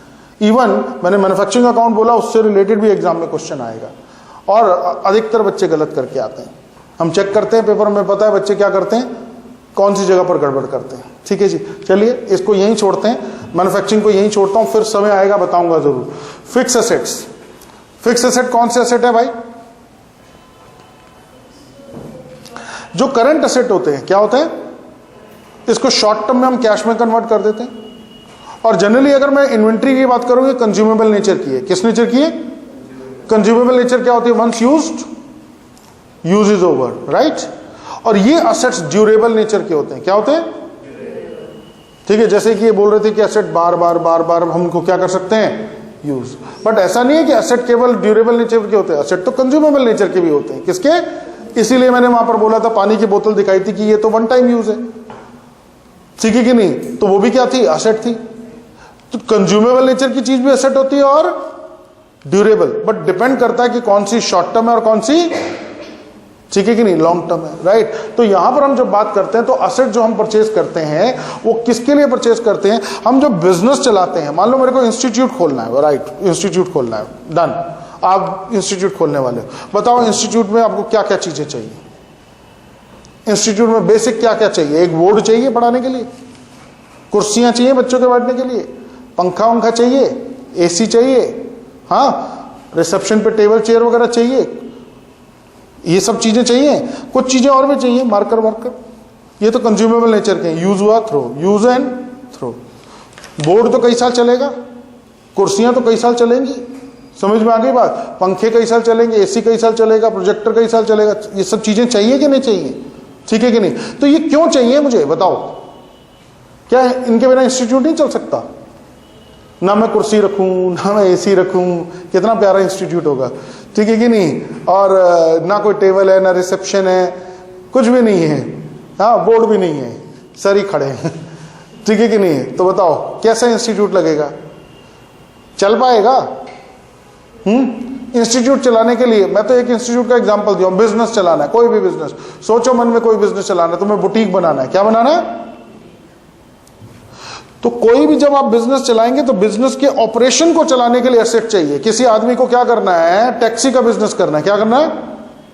तो उसके लिए कार चाहिए। बिजनेस ऑपरेशन को चलाने के लिए कोई एसेट चाहिए। तो बिजनेस की ऑपरेटिंग एक्टिविटीज को परफॉर्म करने के लिए, किसको? ऑपरेटिंग एक्टिविटीज को परफॉर्म करने के लिए हमें जो एसेट चाहिए वो फिक्स एसेट है। क्या है? समझ में आ गई? हालांकि वो करंट एसेट भी हो सकता है, जैसे स्टॉक इन ट्रेड, जैसे, समझ में आ गई बात? पर जो लॉन्ग टर्म पर्पस के लिए और बार बार रेवेन्यू जनरेट करने के लिए, अब ये कुर्सियां क्यों चाहिए? इसमें बच्चे आएंगे, बैठेंगे, पढ़ेंगे, जाएंगे, बच्चे आएंगे, बैठेंगे, पढ़ेंगे, और रिपीटेटिव यूज है। बट इसी से तो मेरा रेवेन्यू जनरेट होना है, क्लासरूम से ही तो मेरा रेवेन्यू जनरेट होना है, ठीक है कि नहीं? तो ये मेरी क्या है? ये सारी की सारी वो एसेट है जो कि मेरे को ऑपरेटिंग एक्टिविटीज या रेवेन्यू जनरेट करने में क्या करेंगी?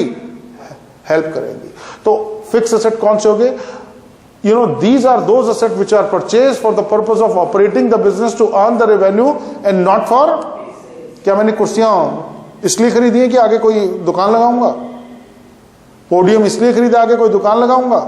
नहीं। किसके लिए चाहिए? बिजनेस में यूज करेंगे। मैंने फैक्ट्री क्यों लगाई? मशीनें क्यों खरीदी?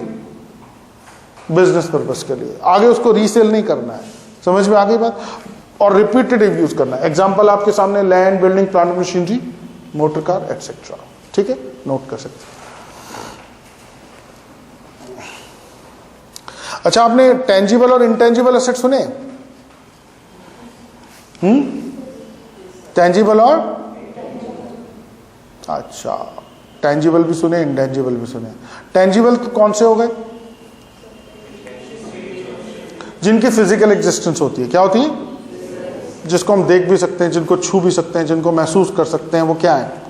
टेंजिबल। इनटेंजिबल कौन से?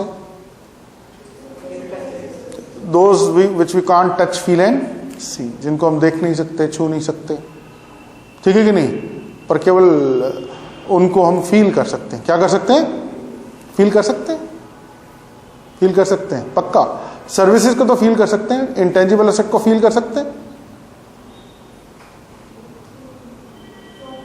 Not necessarily. नॉट पेटेंट्स है, पेटेंट्स को फील कर सकते हैं? कितना ठंडा है, कर सकते हैं? नहीं, ये तो बड़ा गर्म पेटेंट है।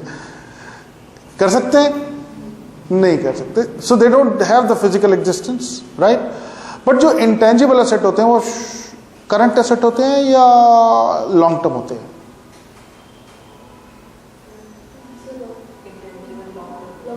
Intangible are long term asset, intangible are, they are not current asset, they are not. जैसे मैंने फ्रेंचाइजी लिया किसी का, क्या लिया? It is a intangible asset. उसको फ्रेंचाइजी फी दिया 20 लाख रुपए का, तो इंटेंजिबल एसेट है। So is a short term और लॉन्ग टर्म? मैं एक मैन्युफैक्चरर हूं, मैंने किसी से पेटेंट राइट्स लिया प्रोडक्शन के लिए, short term, long term? Long term, ठीक है कि नहीं।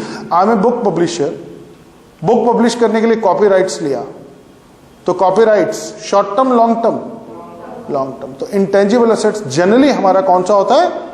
लॉन्ग टर्म एसेट होता है। Is this okay?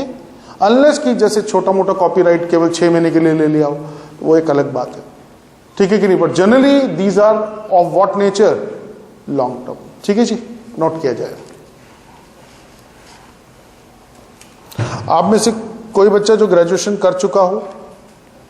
नहीं, सारे कर रहे हैं ग्रेजुएशन अभी?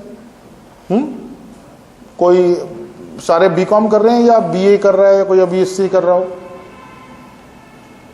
सब बीकॉम वाले? किस स्टेज पर है, कहां तक पहुंचे हैं अभी? Second semester. आप क्या कर रहे हैं? First year BCom, okay. But आप तो नॉन कॉमर्स बैकग्राउंड से थे, तो साइंस से थे क्या? Okay, good. और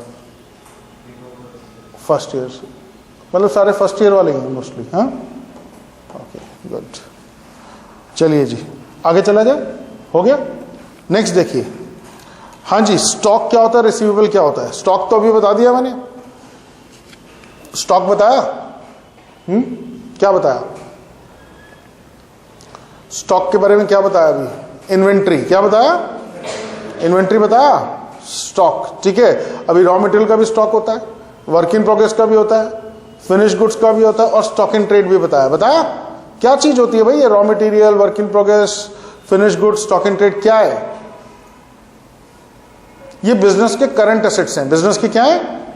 जब भी कोई बिजनेस चलाना है, मान लो कि आपको प्रोडक्शन करनी है, तो एक तरफ मशीन चाहिए, एक तरफ माल चाहिए, तो ये जो माल है वो क्या है? मेरा स्टॉक है। समझ में आ गया? और stock mean unsold stock, closing stock, ठीक है कि नहीं?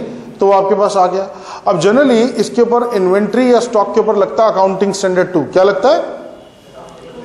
ठीक है। तो स्टॉक का मीनिंग तो मैंने बता दिया, इन्वेंट्री कितने टाइप की वो तो पीछे ही बता चुका हूं मैं। एक बात जो मैं यहां याद करवाना चाहता हूं वो ये याद रखिए कि अकाउंटिंग स्टैंडर्ड 2 के हिसाब से, ठीक है, जो क्लोजिंग स्टॉक की वैल्यू है वो वैल्यू क्या लेनी है?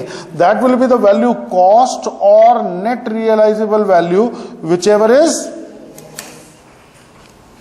कॉस्ट और net realisable value, whichever is. Net realisable value क्या होता है? जैसे मान लीजिए अगर मेरे पास क्या कहते हैं रॉ मटेरियल का स्टॉक पड़ा है, वो रॉ मटेरियल का स्टॉक मैंने 10,000 में खरीदा था। कितने में खरीदा था? और वो 10,000 का अभी तक यूज नहीं हुआ है और मेरे पास स्टॉक स्टोर में ही पड़ा है और मैं बैलेंस शीट में स्टॉक को दिखाना चाहता हूं। आज वो जो स्टॉक है, वो जो 10,000 का स्टॉक पड़ा है, उसकी मतलब वो ऑब्सलीट सा हो चुका है। वो 8,000 का बिकेगा और 8,000 का भी बेचने के लिए उसको मुझे 500 रुपए के सेलिंग एंड डिस्ट्रीब्यूशन खर्चे करने पड़ेंगे। उठा के भी कोई नहीं जाएगा, डिलीवरी भी मुझे देके आनी पड़ेगी। समझ में आ गई बात? तो वो 10,000 का स्टॉक था, बस वो इतना ही मेरे को मिलेगा। 8,000 का बिकेगा और 500 रुपए खर्चा करना पड़ेगा। तो नेट कट कटा के मेरे हाथ में कितना आएगा? 7,500 आएगा। कितना आएगा? तो कॉस्ट थी 10,000, कॉस्ट कितने की थी? और नेट रियलाइजेबल वैल्यू का मतलब कितने का बिकेगा माइनस खर्चे, माइनस काट कटा के हाथ में क्या आ जाएगा मेरे पास? 7,500। तो whichever is less, whichever is less क्या हो गया? Net realisable value. तो बैलेंस शीट में जो उसकी वैल्यू दिखाएंगे हम क्या दिखाएंगे? नेट। ये पॉइंट आपको याद रखना है हमेशा स्टॉक के लिए, ठीक है? स्टॉक को जब हम दिखाएंगे तो किस पे दिखाएंगे? ईदर एट कॉस्ट और net realisable value, whichever is. और स्टॉक का मतलब होता है बेटा अनसोल्ड स्टॉक। क्या होता है? या closing stock. Stock means unsold stock और क्लोजिंग स्टॉक। क्लोजिंग स्टॉक किस चीज का हो सकता है? रॉ मटेरियल का, वर्क इन प्रोग्रेस का, फिनिश गुड्स का और simply stock and trade. Simply इसको इन्वेंट्री के नाम से भी जानते हैं। किसके नाम से जानते हैं? और ये अनसोल्ड स्टॉक है at the end of the accounting period, at the end of the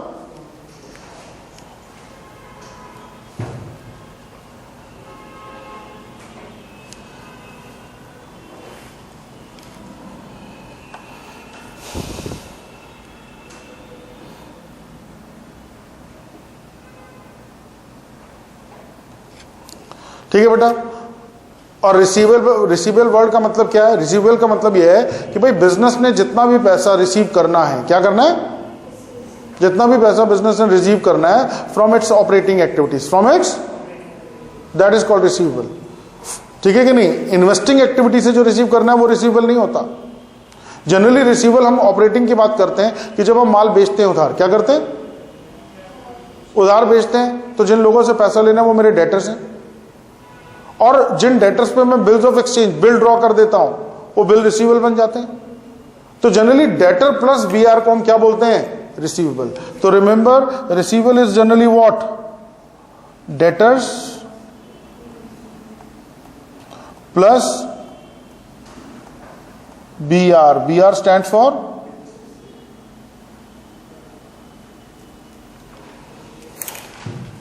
समझ में आ गई बात? So these are called receivable, या इसको हम अकाउंट्स रिसीवेबल भी बोलते हैं। क्या बोलते हैं? अकाउंट रिसीवेबल भी बोलते हैं। अकाउंट रिसीवेबल, इसी चीज को रिसीवेबल को ही अकाउंट रिसीवेबल बोलते हैं। Means debtor plus BR. और अकाउंट्स पेबल इसका उल्टा होता है। डेटर का उल्टा क्या हो गया? क्रेडिटर्स और बिल्स पेबल। अकाउंट्स पेबल क्या है? Creditors plus bills payable. Creditors plus accounts receivable means receivable. ठीक है?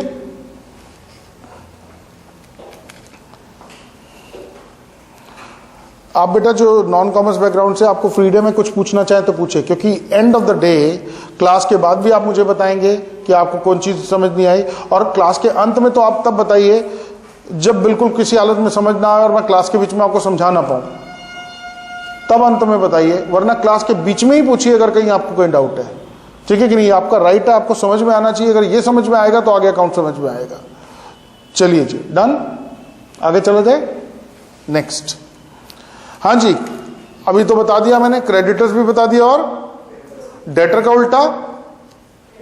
ये कौन लोग होते हैं? जिनसे हम उधार में माल खरीदते हैं, जिनसे उधार में हम, वैसे तो क्रेडिटर दो तरह के होते हैं। एक होते हैं ट्रेड क्रेडिटर्स। क्या होते हैं? नोट कर लो। क्रेडिटर दो तरह के होते हैं। एक होता है ट्रेड क्रेडिटर्स और एक होता है क्रेडिटर फॉर एक्सपेंसेस। क्या होता है? क्रेडिटर बेटा दो तरह के होते हैं। मैं CRS लिख रहा हूं, CRS शॉर्ट फॉर्म में लिख रहा हूं। क्रेडिटर्स कौन से? Trade creditors and creditors for expenses. Trade creditors कौन होते हैं? जिनसे हम क्रेडिट परचेजेस करते हैं। क्या करते हैं? जिनसे हम परचेजेस का मतलब है कि बिजनेस में यूज में होने वाला जो स्टॉक है, जो माल है, बिजनेस में जो भी हम स्टॉक या माल यूज करते हैं, मटेरियल यूज करते हैं अपने बिजनेस के लिए, उसको जब हम उधार पे खरीदते हैं, माल क्या था, स्टॉक क्या था? स्टॉक के 4 पार्ट थे, raw material, work in progress, finish goods. इन चारों में से अगर आप कुछ भी उधार में खरीदते हैं, क्यों खरीदते हैं? रॉ मटेरियल क्यों खरीदा? इससे आगे फिनिश गुड्स बनाना है। वर्क इन प्रोग्रेस क्यों खरीदा? क्योंकि फिनिश गुड्स बनाना है। फिनिश गुड्स क्यों खरीदा? क्योंकि फिनिश गुड्स ही बेचना है। स्टॉक इन ट्रेड ही हो गया, फिर तो वो क्या हो गया? तो स्टॉक इन ट्रेड। तो जो माल आप आगे बनाने के लिए या बेचने के लिए खरीदते हैं, जब उसको खरीदते हैं तो उसको हम परचेजेस बोलते हैं। क्या बोलते हैं? मैंने ये पोडियम खरीदा, is it purchases? Can I say it is a purchases? No. क्या मैंने खरीदने बेचने के लिए खरीदा? तो it is my asset, it is my, अपने बिजनेस में यूज करने के लिए खरीदा ना, इट इज माई एसेट। और मैं फर्नीचर का डीलर हूं और पोडियम बेचने के लिए खरीदा, बना बनाया पोडियम खरीदा और आगे बेचना है, then it is called purchases. क्या बोलते हैं? और ये परचेजेस स्टॉक कब बनेगा? जब साल के एंड में भी ये मेरे ही गोडाउन में पड़ा हुआ, बिका नहीं, तो क्या बन जाएगा? ये स्टॉक। क्या बन जाएगा? Do you get the point? अब इस पोडियम को मैंने बना बनाया नहीं खरीदा, मैंने पोडियम बनाने के लिए लकड़ी खरीदी। क्या खरीदी? और लकड़ी से पोडियम बनाना है, फर्नीचर बनाना है। कुछ लकड़ी का मैंने बना लिए पोडियम और कुछ लकड़ी स्टॉक में भी पड़ी है, तो उसको क्या बोलेंगे? Closing stock, stock of raw material. क्या बोलेंगे? और कुछ पोडियम आधे अधूरे बने हुए पड़े हुए हैं, ठीक है, तो उसे क्या बोलेंगे? Stock of work in progress, stock of, समझ में आ गई बात? कुछ पोडियम पूरे बने बनाए पड़े हुए जो भी बिके नहीं, तो stock of finish good, stock of, समझ में आ गई बात? Is this okay? ठीक है। और यही पोडियम बना बनाया मैंने खरीदा होता बेचने के लिए, तो स्टॉक इन ट्रेड। क्या कहलाता? Is this understood? पर जब मैं रॉ मटेरियल खरीदूंगा या स्टॉक इन ट्रेड खरीदूंगा, उसको हम क्या बोलेंगे? उसके साथ शब्द लगाएंगे परचेजेस। क्या लगाएंगे? और जब मैं इसको बेच दूंगा तो उसके साथ शब्द कौन सा लगेगा? सेल्स। तो परचेजेस वर्ड कब यूज करते हैं? जिन चीजों में हम डील करते हैं, जिन चीजों में हम, उनको खरीदने पे शब्द का क्या उपयोग होता है? परचेजेस। मतलब वो हमारी मैन्युफैक्चरिंग में काम आएंगे और रीसेल में काम आएंगे, तो उसको हम क्या बोलते हैं? परचेजेस। पर अगर मान लो मेरी मैन्युफैक्चरिंग में उपयोग में नहीं आने, मान लो मैंने मशीन खरीदी, क्या खरीदी? एसी खरीदा, पंखे खरीदे, क्या ये मैं इनका डीलर हूं? क्या मैं इनको बेचने वाला हूं? नहीं, तो ये परचेजेस नहीं कहलाएंगे। खरीदा तो है पर परचेजेस नहीं कहलाएंगे। तो फिर मैं क्या बोलूंगा? इनके नाम से ही बोलूंगा। पंखा खरीदा तो बोलूंगा फैन, एसी खरीदा तो बोलूंगा एसी, फर्नीचर खरीदा तो क्या बोलूंगा? फर्नीचर। तो ये मेरे असेट है। क्या है ये? असेट को नाम से लिखा जाता है, और जिस चीज को रीसेल के लिए हम खरीद रहे हैं उसे किसके नाम से बोलते हैं? परचेजेस। और जब बेच देते हैं उसको तो क्या बोलते हैं? तो ध्यान से सुन लो, अब कॉपी पे मोटा मोटा लिख लो। जब भी हम स्टॉक परचेज करेंगे, क्या करेंगे? स्टॉक बता दिया क्या चीज होती है? जब भी हम स्टॉक परचेज करेंगे तो कौन सा अकाउंट खोलेंगे? Purchases account.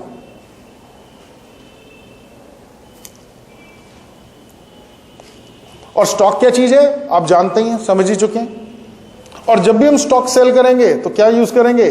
Sales account. और जब कोई असेट खरीदेंगे तो कौन सा अकाउंट यूज करेंगे? उस असेट का नाम लिखेंगे।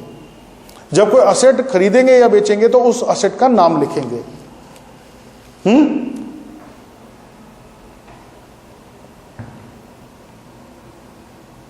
ठीक है। एक फर्नीचर का डीलर है, वो अपनी दुकान में रिसेप्शन पे रखने के लिए एक टेबल खरीदता है, तो बताओ उसको मैं क्या बोलूं? नहीं, उसका नाम क्या रखूं? परचेजेज रखूं या फर्नीचर रखूं? वो मेरी असेट है, क्योंकि अपने बिजनेस में यूज कर रहा हूं, तो उसे बोलूंगा फर्नीचर अकाउंट। क्या बोलूंगा? और वही टेबल अगर मैंने बेचने के लिए खरीदी तो परचेजेज अकाउंट। समझ में आ गया अंतर? Is this understood? चलिए, वेरी गुड। अब बेटा क्रेडिटर तुम्हें समझ में आ गया। क्रेडिटर क्या होता है? ट्रेड क्रेडिटर्स और क्रेडिटर फॉर एक्सपेंसेस। तो ट्रेड क्रेडिटर कौन होता है? Creditor for purchases. Creditor for trade creditor कौन है? ट्रेड क्रेडिटर को हम क्या बोलते हैं? Creditor for purchases. परचेजेस क्या चीज थी? परचेजेस क्या चीज थी? जो हमने स्टॉक खरीदा, जिसमें हम डील करते हैं, उसको खरीदेंगे तो वो क्या कहलाएगा? Trade creditors. क्या कहलाएगा?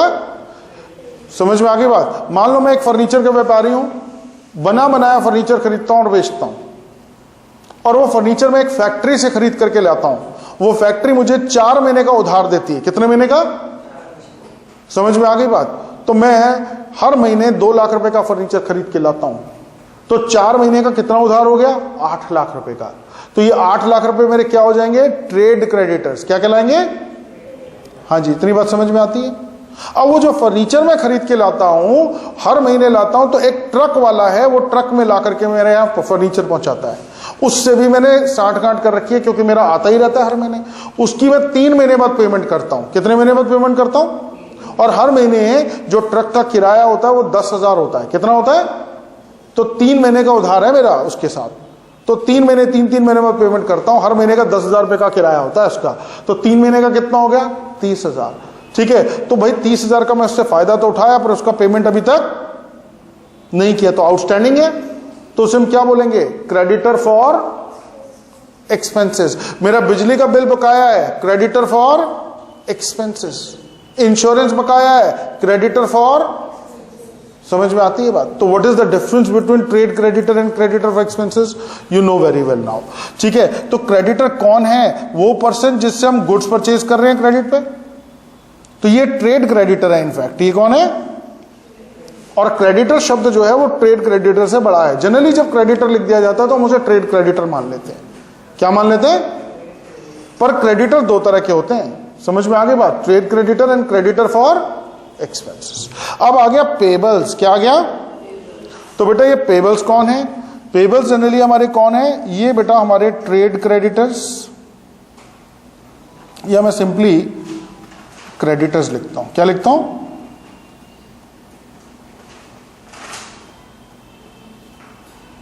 जमा बिल्स पेबल। क्या बोलेंगे?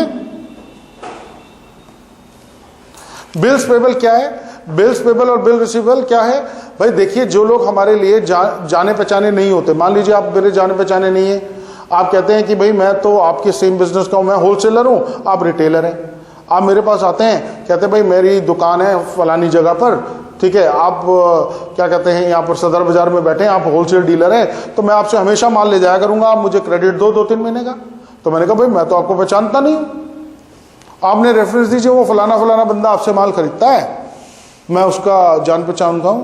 तो मैंने कहा यार हो गए जान पहचान के, भाई पैसे के मामले में तो कुछ नहीं है, तुम धीरे धीरे माल खरीदते रहोगे तो जान पहचान बढ़ जाएगी, अभी तो मैं तुम्हें नहीं जानता। तो तुमने कहना कि मेरे को 3 महीने का क्रेडिट दे दो। मैंने कहा क्रेडिट तो मैं 3 महीने का सबको देता हूं, पर जान पहचान वाले लोगों को, अनजान लोगों को तो तुम क्या करो भाई, एक काम करो, 3 महीने का क्रेडिट चाहिए तो एक काम करो, मैं तुम्हें एक बिल्स ऑफ एक्सचेंज देता हूं, साइन कर दो। और बिल्स ऑफ एक्सचेंज क्या है? एक डॉक्यूमेंट है, लीगल डॉक्यूमेंट है, जिसके ऊपर मैंने ये लिखा कि मैंने इनको इतने का माल बेचा और 3 महीने बाद ये मुझे पैसे देंगे।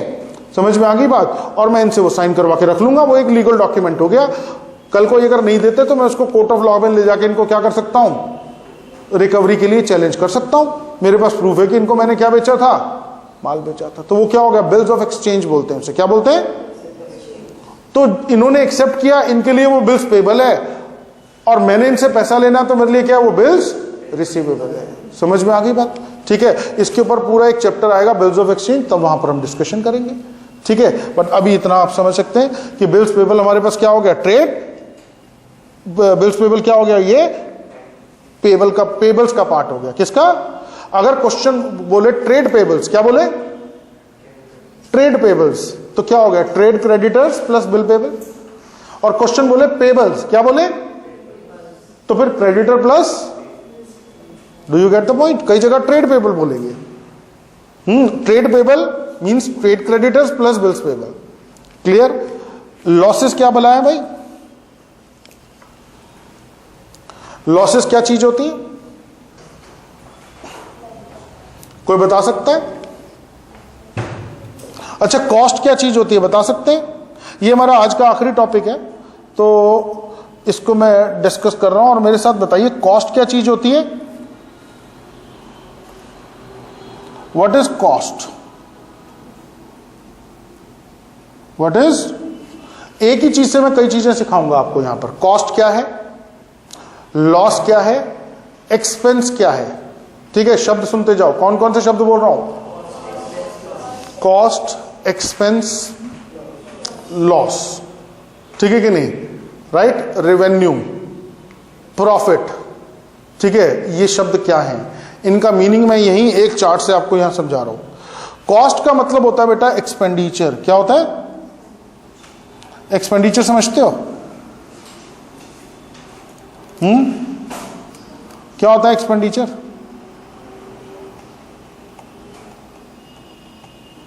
एक्सपेंडिचर मतलब खर्चा। एक्सपेंडिचर मतलब मान लो आप 10,000 रुपए का माल लाए। क्या लेके आए? मान लो रॉ मटेरियल लाए 10,000 रुपए का। कितने का लाए?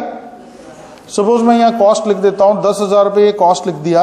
ये 10,000 रुपए कॉस्ट किसका है? मान लो रॉ मटेरियल पे मैंने खर्चा किया। Yes, done. अच्छा, वेरी गुड। अब इस रॉ मटेरियल को मैं क्यों लेकर के आया? क्यों लेकर के आया? इस रॉ मटेरियल को मैं क्यों लेकर के आया भाई? इससे फिनिश गुड्स बनाना है। क्या बनाना है? तो साल के एंड में मैंने कितना रॉ मटेरियल यूज कर लिया? Used and unused, used and कितना रॉ मटेरियल यूज कर लिया? मान लीजिए मैंने 8,000 का रॉ मटेरियल क्या कर लिया? यूज कर लिया। ठीक है, तो ये यूज हो गया। इसमें फ्यूचर में कुछ बेनिफिट है? अब रॉ मटेरियल कंज्यूमेबल है, ड्यूरेबल है? रॉ मटेरियल कंज्यूमेबल चीज है, ड्यूरेबल चीज है? हाँ, consumable. Once used, benefit is over. Benefit is ये कंज्यूम कर लिया, यूज कर लिया। तो ये 8,000 रुपए क्या कहलाएगी? Expired cost. क्या कहलाएगी?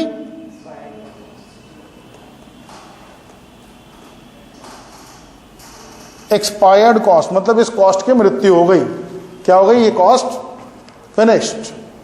ठीक है, एक्सपायर्ड कॉस्ट क्या हो गई? मृत्यु। तो शब्द मैंने जानबूझ के एक्सपायर्ड से वैसे बोला। एक्सपायर्ड का मतलब इसका हमने बेनिफिट ले लिया, तो ये खर्चा हमारा क्या हो गया? एक्सपायर हो गया। इसका फ्यूचर में अब कोई बेनिफिट अभी हमें नहीं मिलना है। और ये जो अनयूज्ड है वो कितना है? 2,000। इसको हम क्या बोलेंगे? Unexpired cost. क्या बोलेंगे? Unexpired cost. मतलब अभी इसका फ्यूचर में बेनिफिट मिलना बाकी है। ठीक है, तो अगर इसका फ्यूचर में बेनिफिट मिलना बाकी है, जिस चीज का फ्यूचर में बेनिफिट मिलना बाकी है उसे क्या बोलते हैं? बोला था something in which value is stored, जिसकी अभी वैल्यू भी मिलनी बाकी है। मैंने पानी की बोतल तुम्हें दिखाई थी कि अभी इसका बेनिफिट लेना बाकी है। ये क्या है? मेरी असेट है। क्या है ये? मैंने ये पानी की बोतल 20 रुपए की खरीदी थी, इतनी कंज्यूम कर ली, बची हुई है अभी, इसका बेनिफिट लेना बाकी है। ठीक है कि नहीं? इतना यूज कर लिया वो एक्सपायर्ड कॉस्ट है। इतना नहीं यूज किया, 50% यूज कर लिया एक्सपायर्ड, 50% इज ये अनएक्सपायर्ड, इसका बेनिफिट अभी लेना बाकी है। तो ये मेरी क्या है? असेट। इसी को हम क्या बोलते हैं? जो स्टॉक बच जाता है जिसको अभी हमने यूज नहीं किया, वो अनयूज स्टॉक है। अनयूज स्टॉक है वो मेरा क्या कहलाता है? Closing stock. तो ये जो 2,000 रुपया बचेगा वो मेरा क्या बचेगा? Closing stock. और ये क्लोजिंग स्टॉक मेरे पास क्या है? मेरी असेट है। You understand this thing? This closing stock is asset. अब जो यूज कर लिया था, इसको एक्सपायर्ड कॉस्ट है, मैंने यूज कर लिया था। इससे मैंने क्या बनाए थे? Finish goods. क्या बनाए थे? क्या बनाए थे जी मैंने? अब इसमें से जो फिनिश गुड्स बनाए थे तो उनकी ऑब्वियसली उनकी एक्सपायर्ड कॉस्ट क्या थी? इन फिनिश गुड्स की एक्सपायर्ड कॉस्ट क्या थी? 8,000 ही थी। समझ में आ गई बात? अब इसमें से 25% फिनिश गुड्स जो हो गए, they were lost by fire. They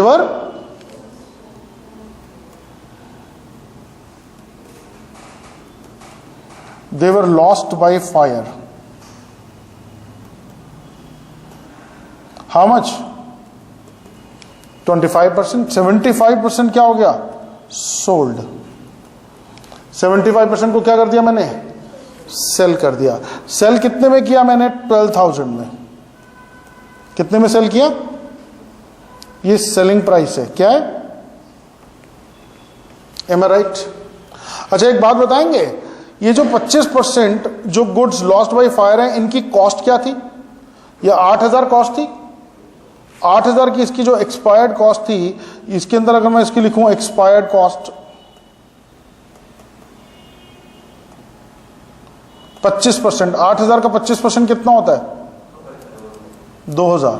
M I right? और इसकी जो एक्सपायर्ड कॉस्ट आएगी क्या आएगी? जो हमने सेल कर दिए, expired cost is how much? 6,000। अब जो गुड्स हमने सेल कर दिए, क्या कर दिए? उसकी एक्सपायर्ड कॉस्ट को, इसकी एक्सपायर्ड कॉस्ट को हम किस नाम से जानते हैं? एक्सपेंस। क्या बोलते हैं? किस नाम से जानते हैं? You understand? जो माल जिसके अगेंस्ट रेवेन्यू जनरेट हुआ, वो चीज जिसके अगेंस्ट हमारा क्या जनरेट हुआ? रेवेन्यू जनरेट हुआ, उसकी कॉस्ट जो है वो क्या कहलाएगी? एक्सपेंस। क्या कहलाएगी?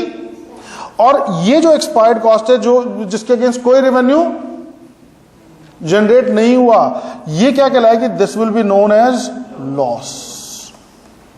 This will be known as, you understand what is loss, right? तो what is loss? Expired cost against which no revenue is generated. No revenue is, that is loss. Expired cost against which revenue is generated is called expense. और sale price क्या है? इसको क्या बोलते हैं? Revenue. क्या बोलते हैं? Am I right? Revenue minus expense, revenue minus expense, this is gross profit. This is clear है? Gross profit minus loss, gross profit minus loss is net profit. हाँ जी, समझ में आई? अब ये चार्ट अगर तुम्हारी समझ में आ गया तो तुम हर चीज डिफाइन कर सकते हो कि प्रॉफिट क्या होता है, रेवेन्यू क्या होता है, एक्सपेंस क्या होता है, लॉस क्या होता है, ये सब तुम्हारी समझ में आ जाएगा। हाँ जी, नोट किया जाए।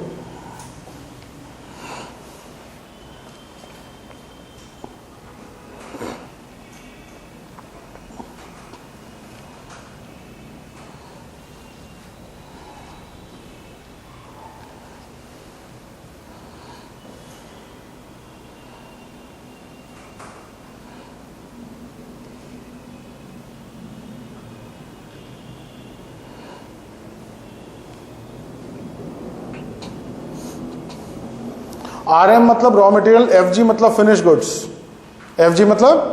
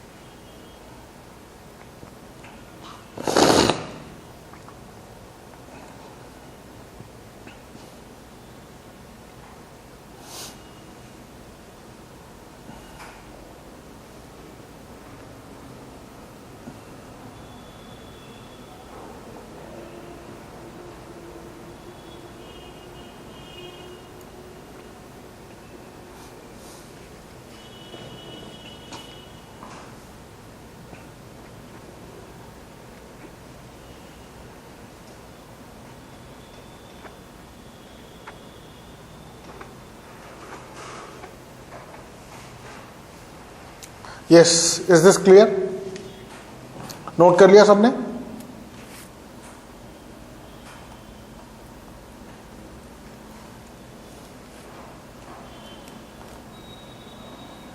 एनपी मतलब नेट प्रॉफिट, जीपी मतलब ग्रॉस प्रॉफिट। अब इस स्टेज पे तो कई नॉन कॉमर्स बैकग्राउंड बच्चे भी पूछ सकते हैं, सर ये ग्रॉस प्रॉफिट क्या भला है, नेट प्रॉफिट क्या भला है। थोड़ा सा पेशेंस, जब हम आएंगे फिर इनको भी और आगे जाकर के क्या करेंगे, इन शब्दों को भी डिटेल में डिस्कस करेंगे। पर जो कॉमर्स बैकग्राउंड के वो जानते हैं नेट प्रॉफिट क्या है। और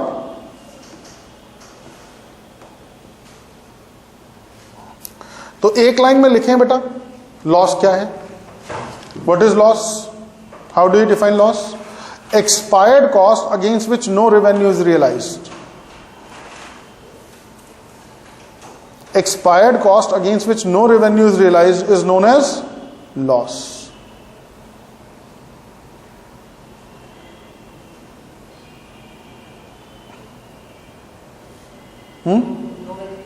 Realized. No revenue is, ठीक है. And what is expense? Expired cost against which revenue is realized is known as expense. Expired cost against which revenue is realized is known as expense.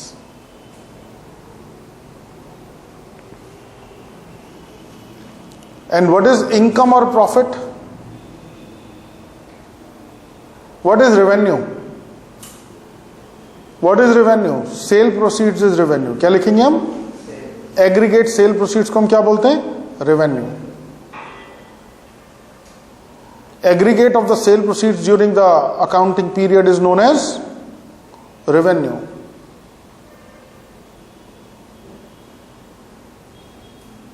ठीक है, but ये operating revenue, there could be other revenue also, but this is operating revenue. Clear?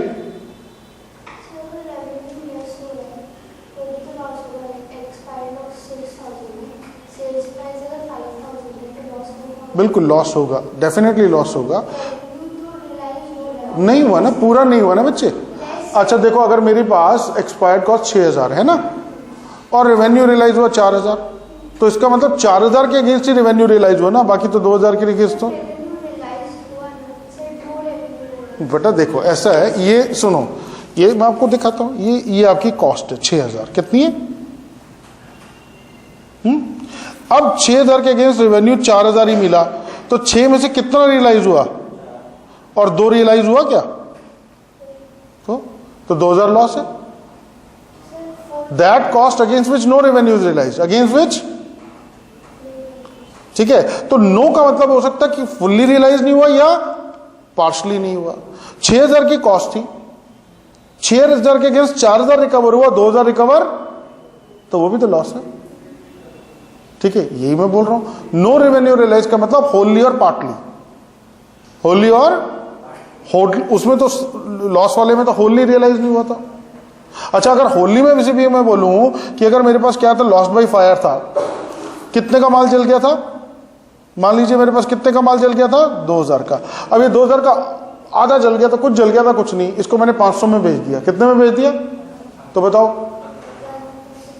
तो revenue तो realise हुआ था 500. फिर आप कैसे बोले लॉस हो गया? हुआ था ना, बट पार्टली रियलाइज हुआ और पार्टली रियलाइज सेम हियर. ठीक है कि नहीं? अगर फुल्ली रियलाइज हो जाए तो there is no loss. Fully realise नहीं हुआ, पूरा ही रियलाइज नहीं हुआ तो फुल्ली लॉस. पार्टली रियलाइज हुआ तो पार्ट लॉस. लॉस तो है, सिंपल. ठीक है जी, और कुछ? ठीक है जी, और कुछ आपके माइंड में कुछ पूछना हो आज के लिए? वरना आज हम यहीं पर रोकेंगे और अगली क्लास में इसको आगे कंटिन्यू करेंगे, टर्मिनोलॉजी को और अकाउंटिंग को. हाँ जी, है कुछ माइंड में कोई क्वेश्चन?